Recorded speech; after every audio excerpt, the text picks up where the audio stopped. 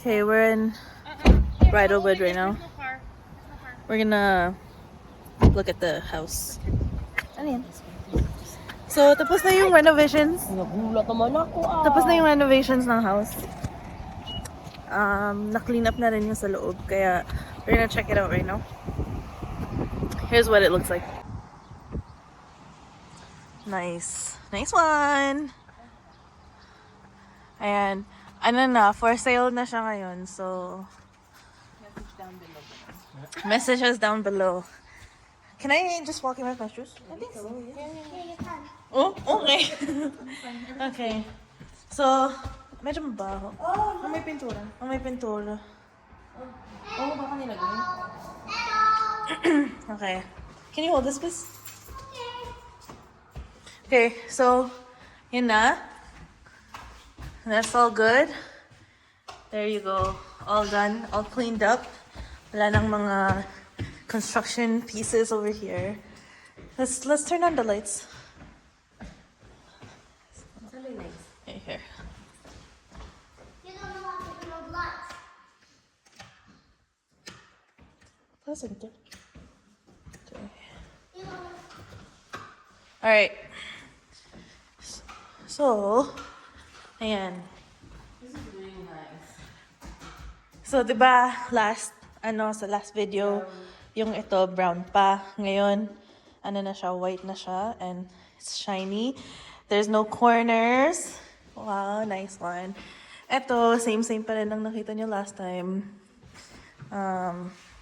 Pero all of the cupboards are here now.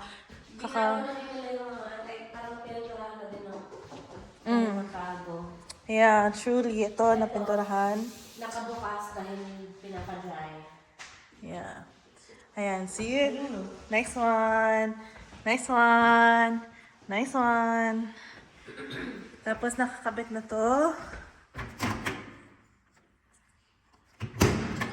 And then this one. Very clean. Very clean. Ayan. Tapos, ayan. Okay na yung pantry niya. Very clean. So, yan, nag-uusap sila and they're saying na super swerte ng makakakuha ng house na to because actually, there's so much space. Very good talaga. Ayan, double sink ang kitchen. And then this is nice na. Yeah, it's... Oh, meron na dishwasher here. Oh. Tapos, ito na yung ano niya. Sink. Cleaning supplies and everything over there. They also have a carburetor. There's a switch. And then let's look upstairs. So, here's the upstairs. So here's the old one. They're changing it up to this new one. Bedroom number 1. Ayan. Okay. Ayan. I think they changed it. Yeah, di ba? Kasi parang flower. Yeah, Oo. they changed it. Ayan. Oh, yeah. And so this one, they changed it na. Yeah, sure. Yeah. This one still has a seal because it's new. I get you. And then this is the master bedroom at the upstairs, main level. 2 closets, yan, left and right. And then no scratches on the wall, everything is good. And that's the backyard. I'm not saying yard. Yeah, so very big space. Third bedroom upstairs. And also comes with a closet. Oh.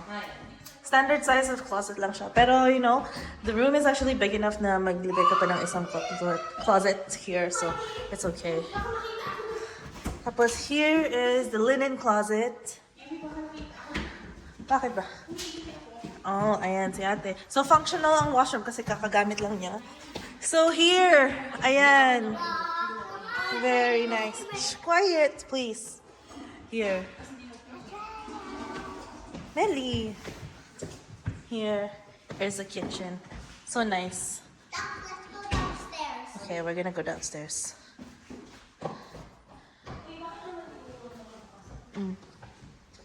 And downstairs. So here's what it looks like. So entrance to the living room, first living room, and then the kitchen. So when you have parties, all the food is here. Tapos open space din sa dining room. And then you will see already like your guests sa baba. So, ayan. Yeah, it still smells like construction in here. Pero, yeah, it's very, like we smell paints and stuff, pero that's a good sign because it's new. Ayan. Ayan, here, everything is like ready to be packed up and stuff. It's the window, very big window. Diba? Tapos, pag nandito ka, kita mo din yung nasa taas. So, ayan. Nice one. And then this is how spacious it is here, down here. Did you go downstairs? Hindi pa. Come on.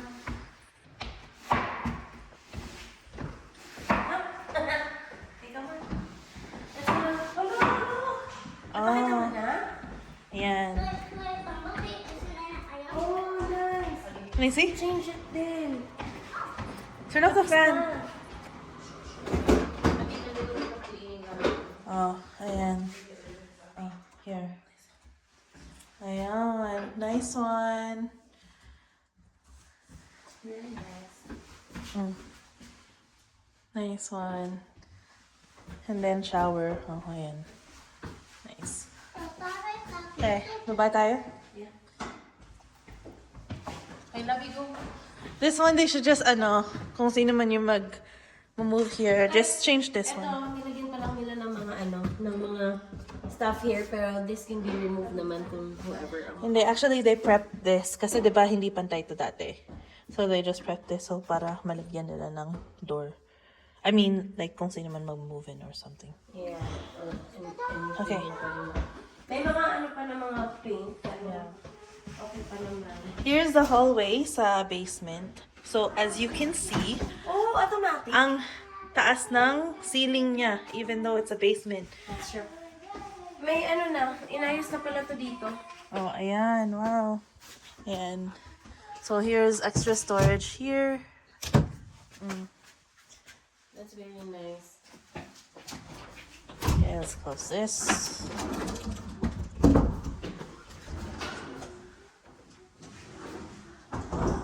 Here.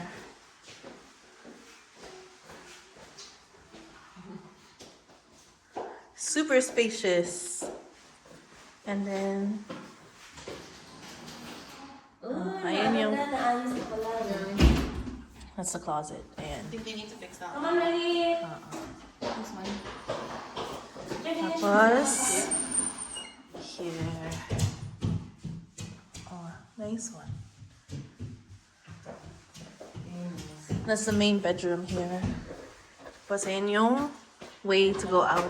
So, pag may parties, naka-separate pa rin yung mga rooms, which is nice. Oh, here is the other room in the basement. It was already done before, so this is good na talaga. Oh. Oh, they changed the light there. In here? Yeah, they changed it to orange. I mean, from orange to white. Oh. So it's Yan. brighter. So, even though this is a basement, bright pa rin siya. Ayun. Yeah, so, okay na to. Yeah. Okay na yung... Oy, may mga dito konti. Yeah, they just gotta clean this up. Pero, this is now... Well, not yet right now as we speak. Pero, it will be on the market soon. So, yeah, lots of window, lots of light, natural light. And then the backyard is not like your typical alley. Parang backyard siya talaga ng ibang mga tao. So that's nice. Yeah, that's it. So really big space for a house that looks really small sa labas. Yeah, this is really nice. Ganda. Dapat matagal na namin ginawa to. Oh, honestly. Kasi ang ganda. Ano mo na like? Sa labas. Mahulog ka dyan, friendship. Open yan. Oh. Yeah. Wait, careful mo. This is the way it's hanging. How come it's not opening? No, because it's for safe. Okay. Oh, yes. Excuse me. Gonna put it on.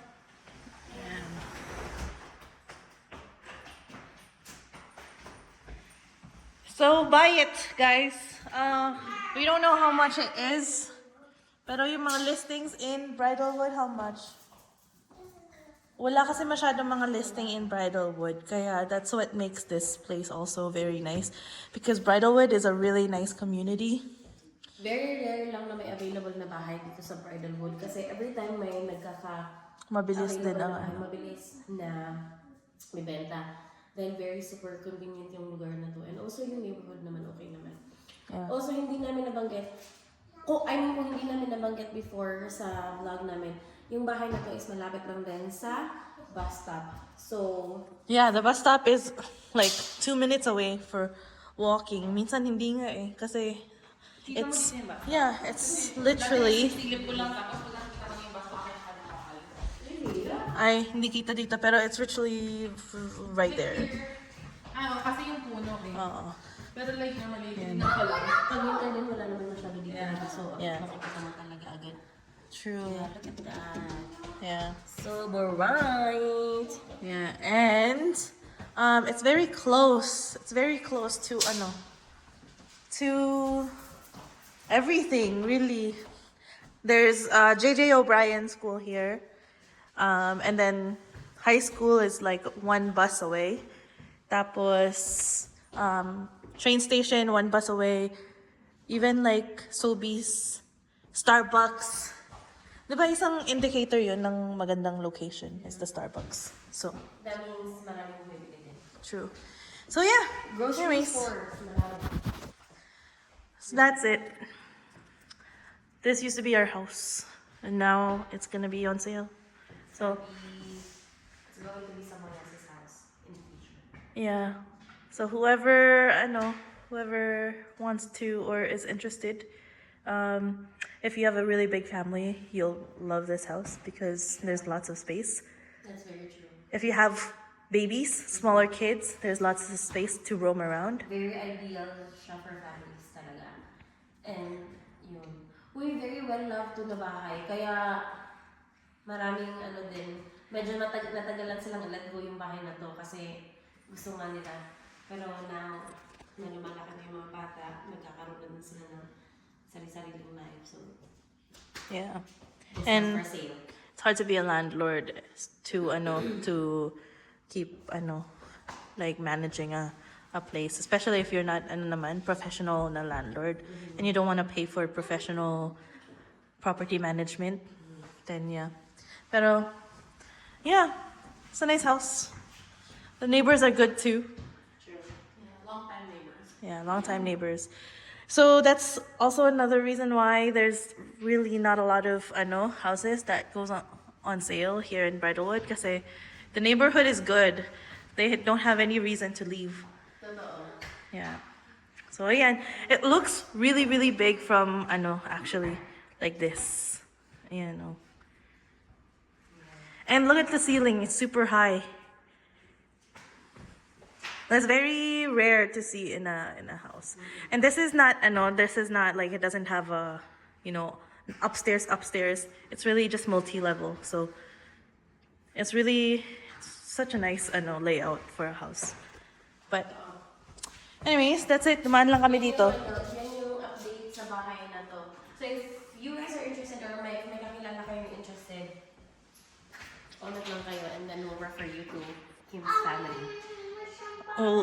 we'll have a realtor. So we'll refer you to that realtor. Pero yeah, I'm predicting that this is not gonna be on the market for a long time. Kasi yeah.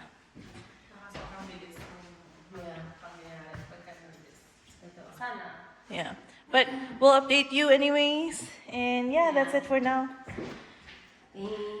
Thanks. Wait, pakita ko sa inyo yung labas. Ay, may nag-offer na nga na ano.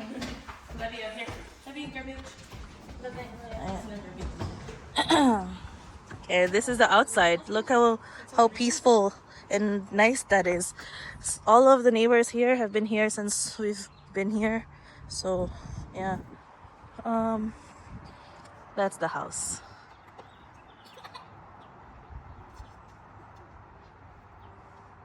And then yung bus stop, you can see it from here. It's right there.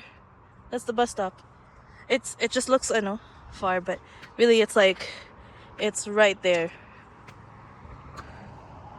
But yeah.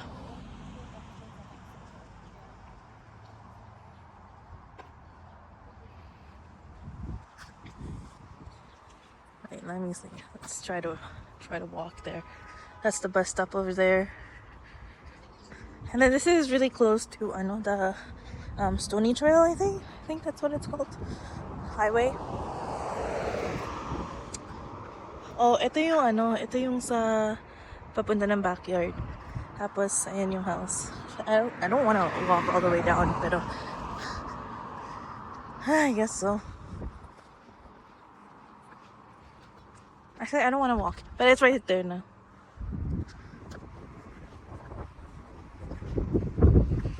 Okay.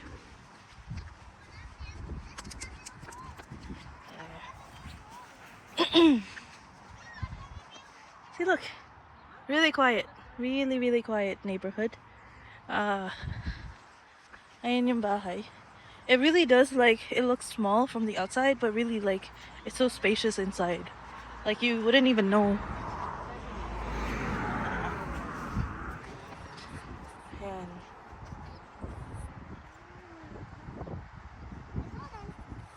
Okay. But yeah, our neighborhood is really, really quiet and clean. Ano? Ano? Ano? Okay. That's it for now, guys. That's it for now, pero mag-update kami.